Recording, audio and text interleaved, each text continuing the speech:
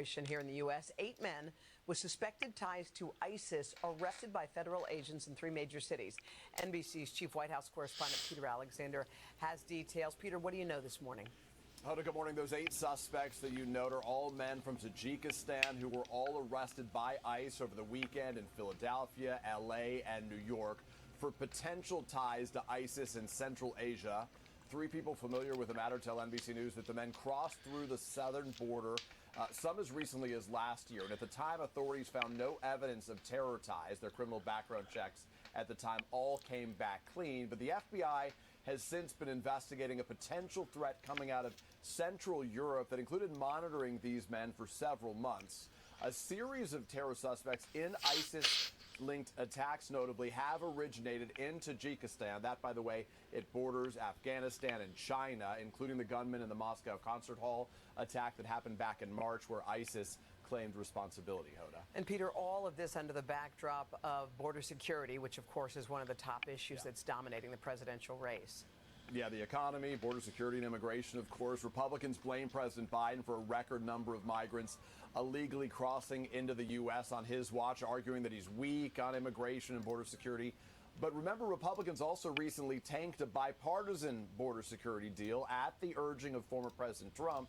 And this was a deal that even the Border Patrol Union had endorsed. Just last week, the president announced an executive action, as we reported, restricting asylum requests once illegal border crossings reach about 2,500 migrants a day. And to be clear here, Hoda, we remain in what really is a high threat environment. The FBI director himself recently warning Congress that some dangerous individuals have illegally crossed into the U.S. and that he remains concerned about a particular network with ISIS ties. Hoda. All right, Peter Alexander for us there at the White House. Peter, thank you.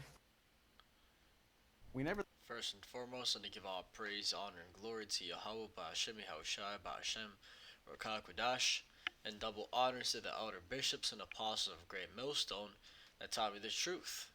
And as you saw in the video, a suspected terrorist with possible ISIS ties arrested in New York, LA, and Philadelphia, sources say. Alright, so what this is looking like is that ultimately the table is being set. The table is being set to bring in that chaos. Okay, because how the elites work is they have a simple game plan. It's called order out of chaos. They bring in the chaos, the panic, the destruction, so then they can bring in whatever order they have planned. Okay? And ultimately, their ultimate end goal plan is the chip, right? The mark of the beast, the digital system. So that means that in order to reach that point, they have to get rid of this system. And how are they going to do that? By some way of a terrorist attack, some way of a cyber attack. Okay, economy just collapsing. Something is going to happen, and that's the point I'm establishing, is that something is going to happen soon to bring in that digital system. Okay, because right now everything is already set up. Everything is ready for the digital system.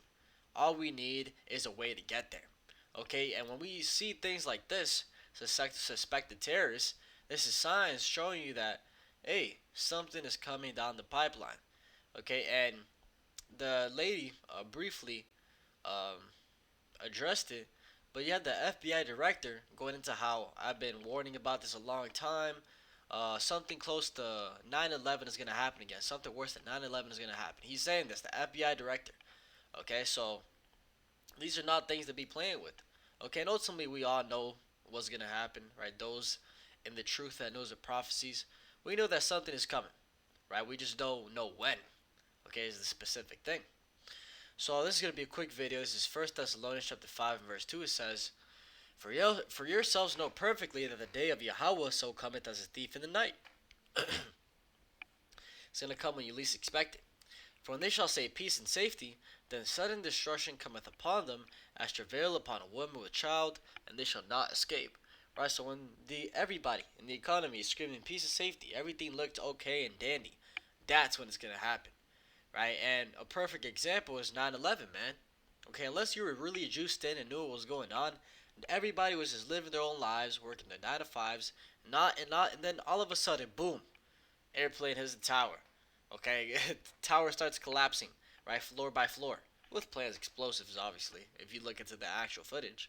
Right, that was all planned. Okay, but these people weren't expecting that. Okay, in the same way, they weren't expecting it, another one is coming.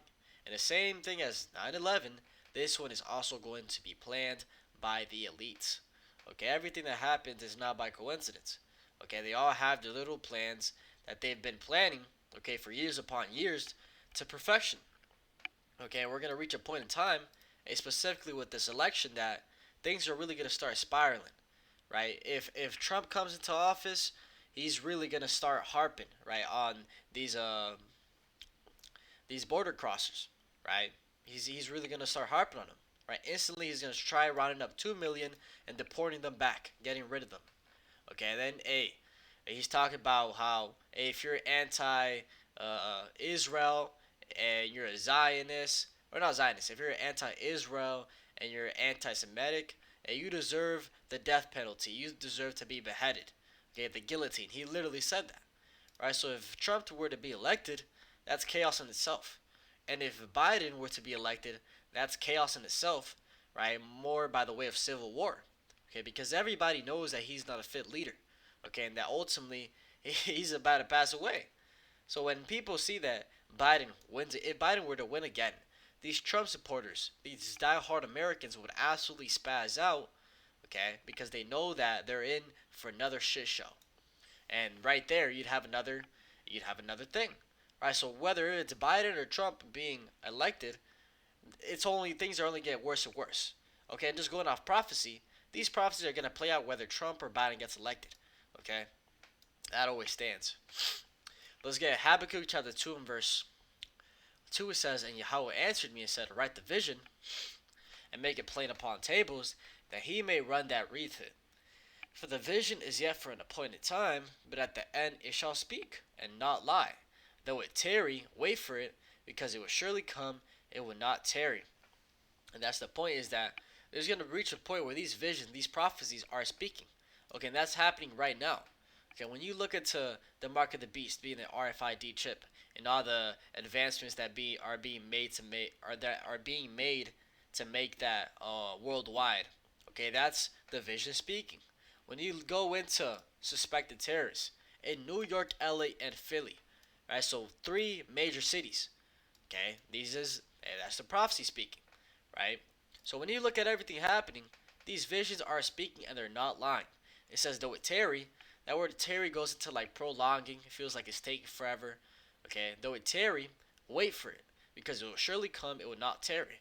Right, going into how it's going to happen, 100%. When you go into another translation, let's get the NLT. It says, the vision is for a future time. It describes the end and it will be fulfilled. If it seems slow in coming, wait patiently, for it will surely take place, it will not be delayed. Right, and this is something we got to remember on a day-to-day basis, is that everything that was written is going to happen.